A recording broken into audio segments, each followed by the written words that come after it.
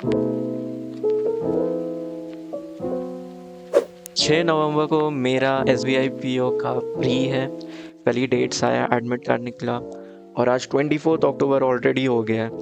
तो आज से मैं फाइनल प्रिपरेशन अपनी शुरू कर रहा हूँ। वो फाइनल प्रिपरेशन मतलब एक फ़्लो बनाना है मुझे। एग्ज़ाम के पहले मैं एक फ़्लो में आ जाऊँ ताकि मेरी स्पीड इंक्रीज़ हो जाए, एक्यूरेसी इंक्रीज़ हो जाए, एरर्स कम हो जाए, है ना? तो उसके लिए एक फ़्लो बन जाए, उसके लिए मैं ये फाइनल प्रिपरेशन करता हूँ हर एग्ज़ाम के पहले। ये 5-6 दिन, कभी 10 दिन, कभी 12-13 दिन, जिस हिसाब से टाइम बैठता है। आज से इसलिए शुरू कर रहा हूँ क्योंकि कल तक दुर्गा पूजा था और आसपास बहुत ज़्यादा गाना बज रहा था और इतना शोर हो रहा था कि मॉक टेस्ट देने में बहुत प्रॉब्लम हो रही थी। और मैंने पहले से ही सोचा था कि इसे मैं रिकॉर्ड भी करने वाला हूँ, इसे डॉक्यूमेंट करूँगा एंड यूट्यूब पे भी डालूंगा, तो उसके लिए भी थोड़ी दिक्कत हो रही थी। इसलिए मैंने ये आज से स्टार्ट किया है। तो सबसे पहले इसमें मुझे चेक करना है कि मेरे प्रिपरेशन की लेवल क्या है। तो सीधा मैं अपने फेवरेट मॉक टेस्ट प्लेटफॉर्म में जा रहा हूँ और एक मस्त सी प्री लेवल की मॉक लगा रहा हूँ SBI PO के लिए। बट इसके पहले मैं एक टारगेट सेट करना चाहता हूँ इस मॉक के लिए, ठीक है। लाइक इस मॉक को देने के टाइम मुझे कितने मार्क्स का टारगेट रखना चाहिए वो दिमाग में रहता है। तो मॉक के समय भी आप प्लानिंग कर सकते हो, लाइक आप सोच के जाते हो कि इतना देना है। बट कभी क्या होता है कि एग्ज़ाम टफ आता है तो उससे थोड़ा नीचे गिर जाते हो, जब एग्ज़ाम इजी आता है तो उससे ऊपर हो जाते हो। तो आप एग्ज़ाम देने के बाद अपने आप में आपको समझ आ जाता है, एक फ़ील आ जाता है कि आपका एग्ज़ाम किस लेवल का था और आपने किस लेवल तक का अटेम्प्ट किया है। तो from your number of attempts, आपने कितने अटेम्प्ट्स किए उससे आप समझ जाते हो कि ये एग्ज़ाम के क्लियर होने के आपके कितने चांसेस हैं। और ये बहुत हेल्प करता है जब एग्ज़ाम टफ आता है और आपको समझ में आ रहा होता है कि एग्ज़ाम टफ है, बट स्टिल यू नो कि एग्ज़ाम टफ होने के बाद आप कितने अटेम्प्ट्स कर सकते हो, ठीक है। और अगर मान लीजिए आप सोच के गए थे कि 60 अटेम्प्ट्स करना है, एग्ज़ाम बहुत टफ आया और आपके सिर्फ 50 अटेम्प्ट्स हुए, आप समझ जाओगे कि 50 अटेम्प्ट्स खराब नहीं है, आप डीमोटिवेटेड फील नहीं करोगे, ठीक है। तो हम लोग देखते हैं कि हमारा टारगेट क्या होना चाहिए। तो उसके लिए सबसे पहले मैं previous year cut off check करूंगा।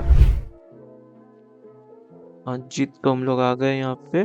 2022 की कट ऑफ रही है 59.5 जनरल के लिए। आप अपने कैटेगरी का देखना, मैं जनरल के लिए ही देख रहा हूँ। सब लोग अपनी कैटेगरी के देखेंगे, ज़्यादा अच्छा रहेगा, ज़्यादा एग्जैक्ट आप कट ऑफ देख पाओगे। 63 जनरल की 2021 में एंड देन 2020 में भी देख लेते हैं। 2020 में 58.5, ओके। 58.5, 50 3 और इसका 59.5, ओके। 58.5, 59.5 एंड 63। तो हमें कट ऑफ समझ में आ गया। 58.5, 59.5 और 63, ये तीन हमने कट ऑफ देखा, पिछले 3 साल का देखा। आप और भी पहले का देख सकते हो, आप समझ सकते हो, बट इतना में ही मुझे समझ में आ गया कि इस रेंज में कट ऑफ है। 58 टू 63 हमारा रेंज है। कुछ लोग 65 लेंगे, मैं सीधा 75 लेने वाला हूँ, ठीक है। ये मेरा कट ऑफ है 65। 65 तो मैं कभी नहीं लूंगा क्योंकि 65 बहुत रिस्की है। 63 एक बार जा चुका है, तो 64, 65 तो आराम से जा सकता है कट ऑफ। एंड 100% एक्यूरेसी अगर आपकी है, फिर भी आप एग्जाम में जाके ये रिस्क लोगे कि मैं 100% एक्यूरेसी के साथ करके आऊंगा, तो मुझे तो सही नहीं लगता। मेरी भी एक्यूरेसी बहुत अच्छी है, मतलब बहुत सारे एग्जाम में तो ऐसा हुआ है कि मैंने जितना अटेम्प्ट किया था एग्जैक्टली उतना है। स्टिल मैं 65 का रिस्क नहीं ले रहा हूँ। अगर मैं नहीं ले रहा हूँ तो पता नहीं आप में से कौन है वो जो ले सकते हैं ये रिस्क, आई डोंट नो। मैं 65 ले रहा हूँ, आप 70 ले सकते हो। 70 इज वेरी रियलिस्टिक, बट मैं कोई कसर नहीं छोड़ना चाहता हूँ, मैं कोई रिस्क नहीं लेना चाहता हूँ। मैं 75 का टारगेट लेके चलूंगा। हाँ, 75 नहीं, 72, 73 तक भी अटेम्प्ट्स पहुंच गए मेरे तो बहुत अच्छे हैं, बट स्टिल मैं 75 तक अपने अटेम्प्ट्स लेके जाऊंगा ही। तो मेरा टारगेट मुझे क्लियर है, 75 है। अब हम लोग सीधा मॉक टेस्ट की तरफ बढ़ते हैं और हम लोग मॉक टेस्ट देते हैं। यार टेस्ट तो मैंने दे दिया है, बट मुझे बिलीव नहीं हो रहा है कि मेरे इतने खराब मार्क्स आए। मार्क्स बहुत खराब नहीं है, बट 8 गलती आप एक रियल एग्जाम में नहीं कर सकते हो। मॉक में अगर इतनी गलतियां कर रहे हो तो आपके रियल एग्जाम में इतनी गलतियां होंगी। 8 आप अफोर्ड नहीं कर सकते, आपकी 2-3 मैक्स 4 हो सकती है, मैक्स 4, उतनी भी नहीं होनी चाहिए। 1 या 2 गलती आप सह लो, बट 8 गलती यार। बट इसमें से 4 गलतियां मेरे इंग्लिश में है, ठीक है। तो यहाँ पे आप देख सकते हो 4 गलतियाँ इंग्लिश में, 4 क्वांट में। तो 4 इंग्लिश में तो फिर भी ठीक है, क्वांट में 4 मेरे क्वांट में कभी मिस्टेक्स नहीं होते। अगर आपको पता होगा, आपके साथ भी ऐसे ही होता होगा, क्वांट रीजनिंग में शायद ही कभी गलती होती भी होगी तो हल्का फुल्का सिली मिस्टेक, बट वो भी एग्जाम में आप अफोर्ड नहीं कर सकते। सिली मिस्टेक तो बिल्कुल नहीं कर सकते। आप सोचो, आपको एक क्वेश्चन आता है, आप 100% श्योर हो वो कैसे बनेगा, आपने बना भी लिया, आपने टाइम भी दिया और वो गलत हो जाए, कितना बड़ा लॉस है आपका। सो आप ये सब अफोर्ड नहीं कर सकते हो। पर टेस्ट की तरफ देखते हैं। तो यहाँ पे फॉन्ट सेक्शन में आप देख सकते हैं कि मैंने गलती किया नंबर ऑफ गवर्नमेंट कॉलेजेस, यानी मैंने एक अरिथमेटिक में गलती की है, ये परसेंटेज वाले क्वेश्चन, और एक मैंने 2 DI में गलतियाँ की। ओके, सो ठीक है, ये साफ साफ दिख रहा है कि सिले मिस्टेक्स ही होंगी, DI में गलती कभी नहीं हो सकती है। और मुझे ज़रूरत है थोड़ा कंसंट्रेशन वापस लाने की, क्योंकि वही मैंने कहा था, अभी दुर्गा पूजा का टाइम चल रहा है, हमारे एरिया में बहुत गाना वाना चलते रहता है। एंड ठीक है, मैं अभी तुरंत क्या करूंगा, मैंने एक बेसिक एनालिसिस किया कि मेरी इसमें गलतियां हुई है। आप यहाँ पे देख सकते हो कि मेरे परसेंटाइल 92.2 है। ठीक है, ये मैंने एग्जाम दिया। अब ये क्या होगा ना, ये परसेंटाइल धीरे धीरे घटेंगे अगर मेरे से बेटर मार्क्स आया है इसमें। और अभी आप देख सकते हो 63,000 लोगों ने ऑलरेडी अटेम्प्ट कर लिया है। अब जैसे जैसे एग्जाम पास आएगा और भी लोग अटेम्प्ट करते जाएंगे। जैसे ही अभी एडमिट कार्ड का न्यूज आया, लोगों ने अटेम्प्ट पक्का किया, क्योंकि मेरे इससे बेटर परसेंटाइल थे जैसे मैंने ये एग्जाम दिया था। ये 92.2 हो गए। तो वही बात है कि जैसे जैसे लोग आएंगे वैसे वैसे परसेंटाइल हो सकता है घटता जाए, बट 92 परसेंटाइल खराब नहीं है, बहुत अच्छे नहीं है बट खराब भी नहीं है, अच्छा स्टार्ट है। और एक और चीज आप चेक कर सकते हैं यहाँ पे कि 92.2 परसेंटाइल के ऊपर कहाँ पर 98 परसेंटाइल टच कर रहा है। ओ यहाँ पे एग्जैक्टली, हाँ इस जगह पे 63 के आसपास। तो 63-64 मार्क्स के आसपास ये 98 परसेंटाइल टच कर रहा है। तो आप समझ रहे हो कि आप, हमारा टारगेट क्या है, हमारे 75 अटेम्प्ट्स है। अगर 75 अटेम्प्ट्स हमने कर लिया तो ये मार्क तो पक्का क्रॉस कर जाता है ना इस एग्जाम में। तो परसेंटाइल हमेशा चेक कर लिया कीजिए। और एक और चीज आप चेक कीजिए कि अनआंसर्ड क्वेश्चन का परसेंटेज क्या है आपके एग्जाम में। मैंने 9 minutes and 38 seconds unanswered question में, 36 इंग्लिश वाले को हटा दो तो 9 मिनट्स, अराउंड 9 मिनट्स मैंने स्पेंड किया अनआंसर्ड में। अगर मैं ये अनआंसर्ड में नहीं स्पेंड करता, जैसे इसमें मैंने 8 मिनट्स अटेम्प्ट किया, हाँ इसके बारे में मैं बताता हूँ यहाँ क्या हुआ है रीजनिंग में। मैंने 8 मिनट्स यहाँ वेस्ट किए, 8 मिनट्स वेस्ट नहीं करके 8 मिनट्स मैंने यूज किए होते तो मैंने शायद 8 एक्स्ट्रा क्वेश्चंस बना लिए होते, और इसके भी 1 मिनट यूज करके मैंने एक एक्स्ट्रा क्वेश्चन बना लिए होते, तो 9 अटेम्प्ट्स मेरे एक्स्ट्रा होते। अगर 7-8 भी मार्क्स मिल जाते तो शायद ये 98 परसेंटाइल के आसपास वाला मेरा अटेम्प्ट बन जाता, जो बहुत अच्छा अटेम्प्ट है।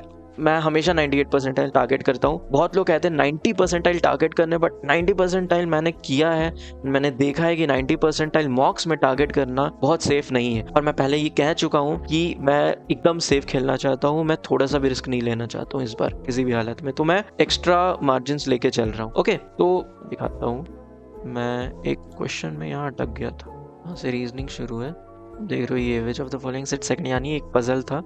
3 मिनट 20 सेकंड है ना, 205 सेकंड इसमें, 3 मिनट के आसपास इसमें मैंने वेस्ट किया है, और फिर अगेन मैं इसमें वापस से अटका हूँ। तो वही है, ये थोड़ा सा कंसंट्रेशन का ही लॉस है। एक एग्जाम में 2 बार अटकना is not very good. And plus यहाँ पे भी मैंने थोड़ा एक्स्ट्रा टाइम लगा लिया पजल सॉल्व करने में। वही है, ये पूरे फाइनल प्रिपरेशन का ही मोटिव ही वही है कि फ्लो में आना है। ठीक है, ये जो 247 सेकंड लग रहा है, इसको 150-180 तक पहुंचाना है, उससे ज़्यादा नहीं लगना चाहिए, छोड़ना नहीं है। यहाँ मैंने छोड़ दिया, हुआ भी नहीं मेरे से। तो अटकना नहीं है, और अटक गए तो कम से कम बना तो लो, लेकिन बना भी नहीं। तो धीरे धीरे इसी को थोड़ा सा इम्प्रूव करना, जो भी गलतियां हुई इसमें उन्हें इम्प्रूव करना है और आगे बढ़ना है, हर मॉक में आगे बढ़ना है। आप अभी 56 मेरी मार्क्स देख रहे हो, आप देखो 58 मैंने कैसे लाया, 60 तक कैसे पहुंचा, 63, 65, जाते जाते 4-5-6 दिन होते होते ही मैं शायद 65 तक पहुंचा दूं अपने मार्क्स को। तो वही करना है यहाँ पे, और मैं कैसे करता हूँ वो आप देखोगे। तो ये एक बेसिक एनालिसिस मैंने कर लिया है ना। इस एनालिसिस के बाद मुझे क्या क्या समझ में आया है मैं वो बता दे रहा हूँ। मैंने क्वांट में बेसिकली 4 गलतियाँ की है, और इंग्लिश में 4 गलतियाँ की है। ये 4 गलतियाँ नहीं होती अगर ये सारे सही होते, या मैं मान लो ये 4 को छोड़ देता, क्वांट में तो 4 सही होते, मैं इंग्लिश में अगर डाउटफुल होता तो ये 4 को छोड़ देता, तो मेरे जो 4 के वजह से 1 मार्क कटे, क्योंकि सबके लिए -0.25 नेगेटिव है, तो 4 के लिए 1 मार्क हो गया नेगेटिव, तो एक नेगेटिव मार्क मेरे बच जाते, यानी मेरा 56 से 57 पहुंच जाता स्कोर। और ये जो 4 गलतियां हुई, 4 सही होते तो मेरा 57 से 61 स्कोर पहुंच जाता। यानी मुझे ऐसा लगता है कि मुझे इस एग्जाम में, मुझे इस टेस्ट में 61 मार्क्स ही मिलते अगर सब सही जाता। प्लस मैंने आपको बताया कि मैं एक और चीज़ पे ध्यान देता हूँ, 38 सेकेंड अगर वेस्ट नहीं होते और मैं ये 9 मिनट 38 सेकेंड को किसी क्वेश्चन को सॉल्व करने के लिए यूज़ करता, और अगर ये 9 मिनट्स में मैं 9 क्वेश्चन भी सॉल्व कर लेता, तो ये 61 से 70 अटेम्प्ट्स मेरे हो जाते। बस यही चीज़ है, मैं अभी पोटेंशियली 70 क्वेश्चन सॉल्व कर सकता हूँ। मेरा पोटेंशियल है 70 क्वेश्चन सॉल्व करने का ऑलरेडी पहले ही मॉक में, क्योंकि मैंने बोला ना मेरी तैयारी ठीक ठाक है। मैंने ऑलरेडी इस IBPS PO प्री क्लियर कर लिया है, जो 5 नवंबर को मेरा मेंस है। मैंने RRB क्लर्क क्लियर कर लिया है, मैंने IBPS क्लर्क क्लियर कर लिया है। तो मेरे ये तीनों एग्जाम लाइन एक के बाद एक तीनों एग्जाम के प्री क्लियर हो गए। ये चौथा प्री है जो मैं चाहता हूँ कि अभी क्लियर करूँ, और ये मेरा फ्लो बना रहा है, क्योंकि इसके बाद फिर अभी RBI आ रहा है, फिर अभी SBI का क्लर्क आ रहा है ना। उसके बाद आज ही बात हो रही थी LIC असिस्टेंट आ रहा है। तो मैं चाह रहा हूँ कि ये फ्लो मेरा बना रहे और कम से कम सारे एग्जाम के मैं प्री क्लियर करूँ। हाँ, मेंस के लिए एक्स्ट्रा एफर्ट डालना ही पड़ेगा हर एग्जाम में, बट प्री तो क्लियर होना ही चाहिए। तो मैं ऐसे ही 10 डेज चैलेंज की सीरीज और भी लाऊंगा, हर एग्जाम के लिए लाऊंगा।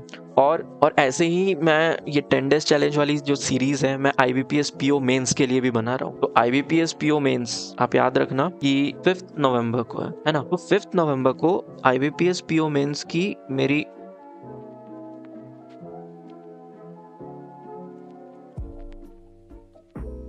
10 डेज चैलेंज की सीरीज भी स्टार्ट होगी। मैं पक्का कल से करूंगा, ठीक है, क्योंकि टाइम नहीं है अभी। फर्स्ट वीडियो कल आने वाला है। कर रहे थे कि हमारा पोटेंशियल जो है अभी 70 पे, मैं 70 अभी ला सकता हूँ, बट मेरा ये 4 क्वांट का गलती नहीं होना चाहिए। तो मैं अभी सबसे पहले जाऊंगा और इस क्वांट के मिस्टेक को करेक्ट करने की कोशिश करूंगा। मैं क्वांट का सेक्शनल लगाऊंगा, यही मेरा तरीका है। इसमें गलती हुआ है उसको लगाओ। तो यार मॉक तो मैंने लगा दिया, बट बहुत बड़ी गड़बड़ हो गई। सिर्फ 15 अटेम्प्ट और उसमें एक गलत भी ऊपर से। 13.75 मेरा टोटल स्कोर आज बहुत बेकार है। बट एग्ज़ाम थोड़ा टफ था, बहुत टफ नहीं बट थोड़ा टफ। एक्चुअली ये लोग सेक्शनल टेस्ट को थोड़ा टफ ही बनाते हैं एंड फुल लेंथ को हल्का सा इजी रखते हैं, बिकॉज सेक्शनल टेस्ट को प्रैक्टिस कर करके आप थोड़े टफ क्वेश्चंस की प्रैक्टिस कर लेते हो, एंड देन आपको फिर full length test, complete test जो है वो थोड़े से इजी लगने लगते हैं। मतलब इजी होते नहीं है, बट आपको फील होने लगता है कि हाँ आप ऐसे क्वेश्चंस पहले सॉल्व कर लिए। तो मेरा 72.9% है, जो बहुत ज़्यादा ख़राब नहीं है। अच्छा तो बिल्कुल नहीं है, बट बहुत ज़्यादा ख़राब भी नहीं है। एंड आप देख सकते हो कि इसके 90% 16.4 पे टच हो रहे हैं, एंड 98 परसेंटाइल जो मेरा टारगेट रहता है वो अराउंड 19 पे टच हो रहे हैं। यानी 98 परसेंटाइल 19 पे, सिर्फ आप 19 मार्क्स ला के आप मैक्सिमम लोगों से ऊपर हो। सो इट्स लाइक थोड़ा टफ, ठीक है, मॉडरेट टू हाई डिफिकल्टी आप बोल सकते हो। बट मैं बताता हूँ इसमें क्या हुआ। इसमें ऐसा हुआ कि मैंने ये टेस्ट खोला, टेस्ट स्टार्ट हुआ, एंड टेस्ट स्टार्ट होते ही मैंने देखा कि अच्छा अरिथमेटिक है स्किप, अरिथमेटिक है स्किप, अरिथमेटिक है स्किप, अरिथमेटिक है स्किप। फिर आया एक केसलेट। केसलेट एक्चुअली मेरे से बन जाता है, तो थोड़ा सा टाइम लगता है बट बन जाता है। तो इसलिए मैंने केसलेट अटेम्प्ट लिया। बट मेरा स्ट्रैटेजी नहीं है, मैं बताता हूँ मेरा स्ट्रैटेजी क्या है, बट आप पहले सुनो। मैंने केसलेट अटेम्प्ट किया, केसलेट अटेम्प्ट करके मेरा बहुत अच्छा सॉल्व हो रहा था। बट लास्ट में पता नहीं क्या हुआ कि जब मैंने आंसर लिखना शुरू किया तो आंसर मैच नहीं कर रहा। अब मुझे समझ नहीं आ रहा मेरी गलती क्या है। एंड 381 सेकेंड्स, यानी आप समझ रहे हो 6.5 मिनट के अराउंड वेस्ट। मैंने एग्ज़ाम स्टार्ट किया, 6.5 मिनट तक केसलेट बना, नहीं बना। मेरे पास ऑलमोस्ट 13 मिनट बाकी है और 0 अटेम्प्ट्स थे मेरे। फिर मैंने ढूंढा अगला अरिथमेटिक सब स्किप, सीधा आया अप्रोक्सीमेशन पे, तुरंत बहुत फास्ट बनाया। बट इसमें भी देखो 41 सेकंड लग गए, जो ज़्यादा है अप्रोक्सीमेशन के लिए, क्योंकि थोड़ा सा नर्वस हो गया था मैं कि इतने कम बने हैं, क्योंकि मेरे 0 अटेम्प्ट थे यार, थोड़ा तो होगा ही। उसके बाद मैंने 13 सेकंड, 26 सेकंड, 27, 15 सेकंड में भी बनाया। एंड देन अरिथमेटिक एक क्वेश्चन को मैंने 62 सेकंड यानी 1 मिनट के अंदर बनाया। फिर मैंने सारे स्किप किए, एंड उसके बाद मैं आया एक अरिथमेटिक के इजी क्वेश्चन पे देख के मुझे लगा आराम से बन जाएगा, फिर नहीं बना, 2 मिनट यहाँ भी वेस्ट। मतलब आप समझ रहे हो कि मेरा ऑलमोस्ट आधा पेपर पार हो चुका है, बट आधा पेपर क्या, उसमें से 24 क्वेश्चन मैं पार हूँ, बस 11 क्वेश्चन बाकी है। अब उसके बाद मुझे पता था कि मैं ज़्यादा नहीं छोड़ सकता, बट मैं स्टिल मतलब बहुत काम रहता हूँ मॉक के समय, ठीक है। मैं ऐसा नहीं सोचता कि अरे मेरे इतने ही क्वेश्चन बने हैं, इतना टाइम पार हो गया, नहीं। मैं हमेशा सोचता हूँ कि अब क्या करना है। मैंने इधर 6.5 मिनट वेस्ट कर दिया, फिर भी मैं सोच रहा होता कि अब क्या करना है। मुझे सबसे पहले दिमाग में आया कि ईजीएस्ट क्वेश्चन बनाते हैं, अप्रॉक्सीमेशन के क्वेश्चन मैंने बनाए। उसके बाद मैं आया इधर, यहाँ पे ये डीआई है, ये डीआई के मैंने सारे क्वेश्चन बनाए। फिर उसके बाद कुछ अरिथमेटिक है या डीआई ही है शायद, ऐसे ही है, डीआई है। तो डीआई के अगेन कुछ बीच में एक अरिथमेटिक था एंड देन बाकी सारा डीआई। तो मैंने बनाते के उसके बाद टाइम खत्म हो गया। ये 2 क्वेश्चन लास्ट के भी वो भी डीआई के थे, उसी डीआई के थे जो आराम से बन जाते 27 सेकंड। मैंने जैसे अपना करेक्ट ऑप्शन दाबा, टाइम खत्म हो गया, यानी ये भी बन जाता। 1 सेकंड लेट था मैं, बट ठीक है, कोई नहीं। मेरे इसमें अगर थोड़ा सा लाइक 30-40 सेकंड भी एक्स्ट्रा होते तो मेरे 2 मार्क्स एक्स्ट्रा आते, 15.75 आते। अगर मैं 15.75 ले आता तो मेरा जो परसेंटाइल है वो, आप चेक कर सकते हो यहाँ, इसको इस बार को घुमा के, 84 परसेंटाइल होता है, जो डिसेंट है, ख़राब नहीं है। अगर इसमें 84 परसेंटाइल है तो आपको किसी और रीजनिंग में या इंग्लिश में आपको 90-95 परसेंटाइल लाना ही पड़ेगा, तभी आप एग्ज़ाम को क्वालिफाई कर सकते हो। तो कोई बात नहीं, ठीक है। पहला मॉक था क्वांट का। अब 13.75 है हमारा स्कोर। ये बहुत ख़राब है, बट इतना ख़राब रहेगा नहीं। इसको हम लोग आगे देखेंगे कि 13.75 से आगे कैसे बढ़ना है। 13.75 के बाद मैं जाऊंगा मे बी 16 या 17 होगा शायद मेरा, जैसा भी हालत दिख रहा है। फिर कुछ मॉक के बाद 20-25 तक कोशिश करूँगा। तो आज के लिए इतना ही रखते हैं। कल मैं सबसे पहले ये क्वांट के ही मॉक्स लगाऊंगा, कल यहीं से वीडियो कंटिन्यू होगी। ये सीरीज़ ऐसे ही चलती रहेगी, एक कंटिन्यूएशन है, समझ लो। ये बहुत बड़ी सी एक वीडियो को पार्ट में करके मैं बता रहा हूँ। मैं अपना खुद का प्रिपरेशन दिखा रहा हूँ, मैं कैसे प्रिपेयर करता हूँ, बस, और कुछ नहीं है। ये मुझे मज़ा आ रहा है ये करने में। मुझे लगता है कि मुझे मज़ा आएगा बस ये करने में। मैं अगर शेयर करूँगा सबके साथ, कमेंट्स देखूँगा, अगर वीडियो अच्छा लगा तो प्लीज़ लाइक कर देना, क्योंकि जब आप लाइक करते हो तो आप यूट्यूब को बताते हो कि हाँ ये वीडियो अच्छी है। और कमेंट भी कर देना, तो उससे यूट्यूब को समझ में आएगा, वरना यूट्यूब को समझ में नहीं आता है।